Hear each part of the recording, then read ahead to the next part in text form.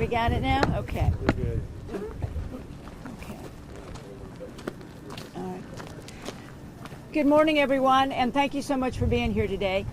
I'm Jan Lesher. I'm the Pima County Administrator, and with us today, or I am with Supervisor Adelita Grijalva, who is the chair of the Pima County Board of Supervisors representing District 5 in Pima County, and Dr. Sylvia Lee, the newest member of our Board of Supervisors who represents District 3, the area in which we are standing right now. And behind me are a group of businesses and local individuals from this area who will be speaking, I hope, as well to what's been the impact in the area. We'll ask them to introduce themselves and chat in just a moment. But the purpose of today is for us to be here and to make sure we're seeing what's been happening at this point in the border. We have been talking to anybody who will listen at the federal level, the state level, about doing everything we can to get this port of entry open again for the economic purposes, recognizing that these individuals have been working in other parts of this border, while we know we have so many other issues going on relating to immigration and individuals with whom we are providing transport coming through Pima County. And so with that, I'd like to first introduce Chairman Adelita Grijalva. Hi, good morning, good afternoon. Thank you so much for being here. I think the reason for our presence here is to just come to see that, officially the border is open and people are crossing back and forth, appreciating that the economic impact has been devastating to this area, but also acknowledging that many families were separated during the holiday season because of this border closure. Now that it's open, we can focus the real energy on working with our federal partners and advocating for the kind of immigration reform that we need in order to make our system make sense, but also to hopefully advocate for ensuring that these kind of closures don't happen in the future. Because while we appreciate the need to have staff in different areas, closing off entire communities and closing their pathway to their economic future back and forth was really devastating to so many people, and I'm sure the members of our community behind us could talk specifically to that. So I'll go ahead and turn it over to Supervisor Lee. Again, thank you so much. I want to reiterate what Supervisor Grijalva said. So when the decision was made December 3rd, I believe, to close Lukeville, it was a surprise to all of us, but it was actually so devastating to the individuals behind me. And we invited them here today, and I want to thank all of you from the media that are here, because it's important to know when a federal decision is made that the individuals that are impacted are not faces that go away. They are individuals here in our community, and as Pima County, this is our community, and we have District 3 actually has the Lukeville site and the Sasabe site border crossings, and we have 130 miles of the Mexican border, and Pima County is doing an incredible job. Once the individuals, migrants, come across and are processed by the Border Patrol, they are legally in the country. Many don't know what Pima County's role is, but what we do with federal money that is soon running out in February, right now what we're doing is we are helping transport these individuals to Tucson, and also the San Miguel area, but the vast majority that come from our border community here in Arizona come to Tucson. Las Atalitas, with the help of community social services, has an incredible system, and that system is again at risk because of federal funding going away. But what we do is we house families, individuals wanting to come to the states through the asylum seeking system, and then we help them get transportation to their families, wherever that is in the states, or their sponsors.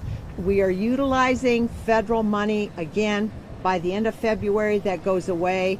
I know everyone is afraid of street releases, but that's the reality if we don't get help.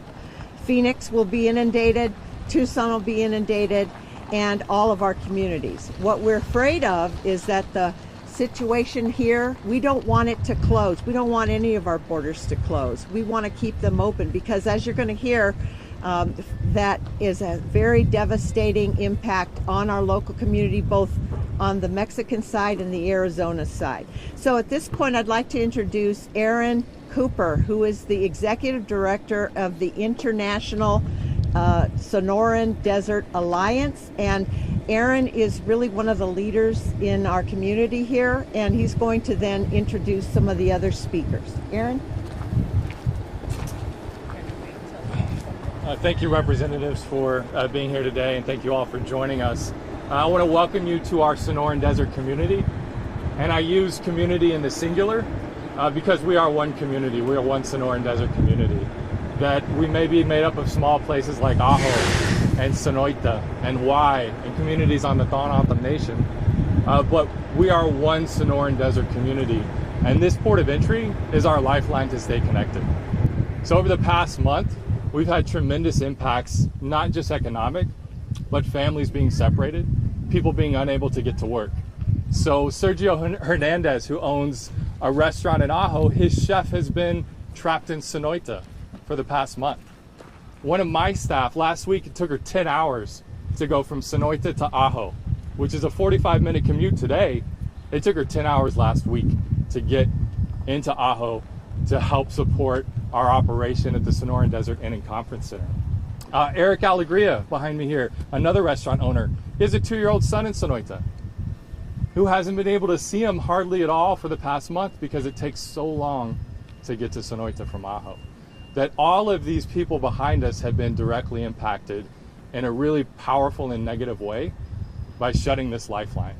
And so we are really trying to be vocal about how important this port of entry is and how the 23 agents that help run it are not going to solve the challenges that we're seeing along this border.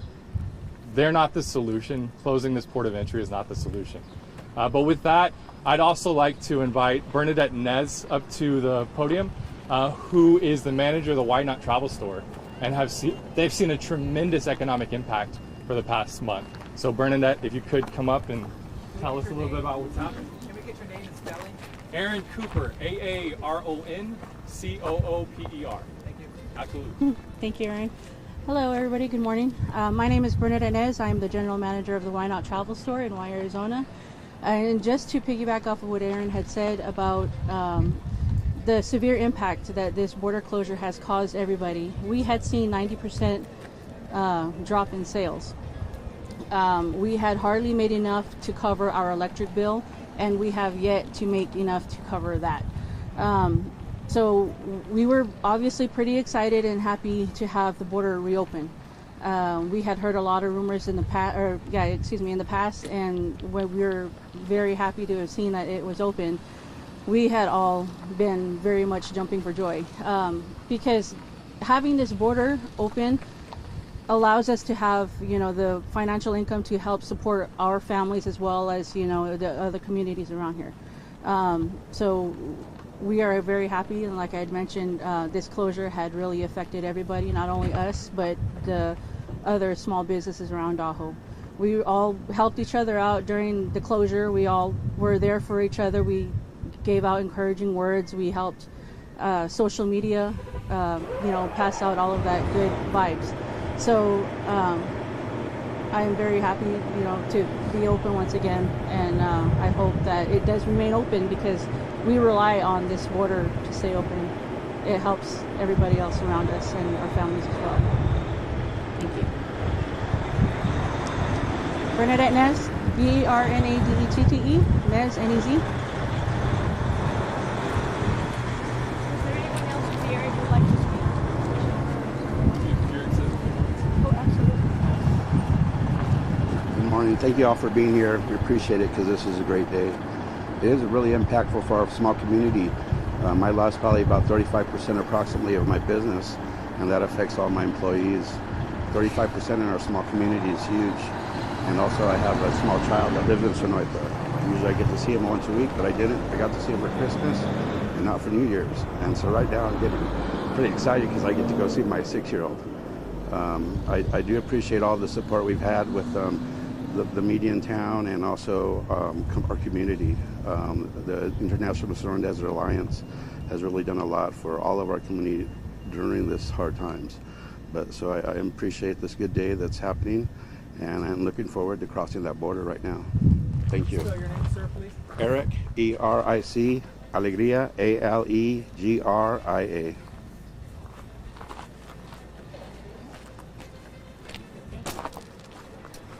Hi everybody, thank you for being here today. My name is Bo Johnson. I'm the Executive Director of the Ajo District Chamber of Commerce.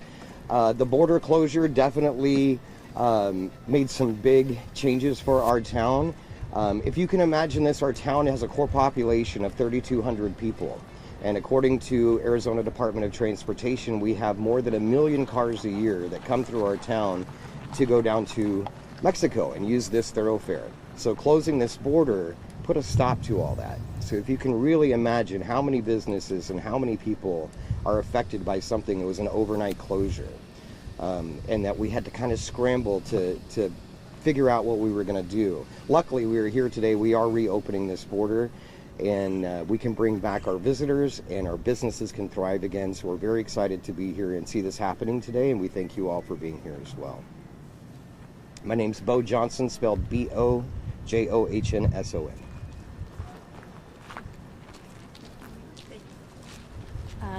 Heather Odom. I'm the president of the Ajo District Chamber of Commerce.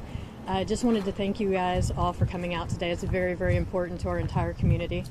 I want to stress the importance of communication between the administration as well as our governor.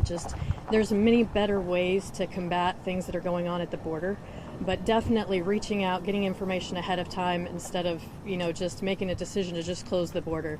We're here to support our country and the state and everything else, but definitely the disregard for the impact that it was going to have on our community was just amazing. But thank you guys. It's Heatherodom, Heather Odom. So everybody's here for questions. We'll take a few from the group, and then I'm sure everyone will be here, and we're more than happy to do one-on-ones at that time. So just let us know. Shout out to whom you'd like to ask the question, and we'll get you answers. Do you have any Spanish speakers, just in case you guys all go? Yep. Okay. Does anyone else?